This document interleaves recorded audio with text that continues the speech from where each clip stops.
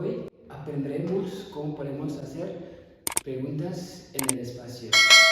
La última sesión habíamos aprendido y cómo podemos hacer respuestas. Entonces hoy aprenderemos aquí las preguntas hoy.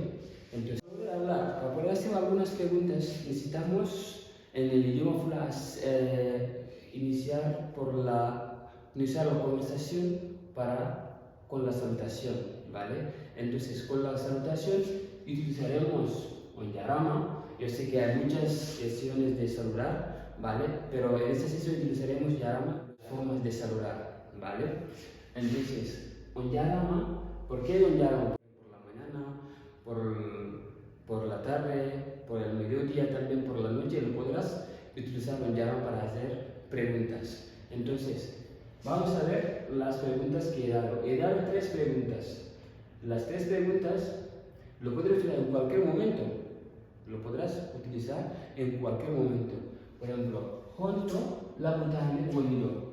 ¿Dónde está el hospital? Aquí. Junto la Butane Bonito. ¿Dónde está el hospital? Aquí. ¿Vale? Junto la Butane Bonito. ¿Dónde está el hospital? Aquí.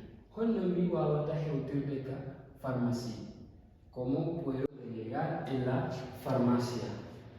Garas no hay una estación aquí. Garas no hay una estación aquí. Entonces, aquí hemos visto las 3, ya que sé que hay muchas preguntas muchas fórmulas de hacer preguntas, pero lo puedes utilizar también en la medida en que para poder acceder en el sitio que quieres irte. Hay una estación aquí, pero es más directa con la respuesta también, ¿vale? ¿Cómo puedo llegar en la farmacia? Junto la Butane Bonito, ¿dónde está el hospital? Aquí. Aquí es la forma más cortita, ¿vale? La Butane o la Butane, ¿vale? Pero estas palabras casi son más, y la próxima sesión ya tenemos más palabras que van en este sentido.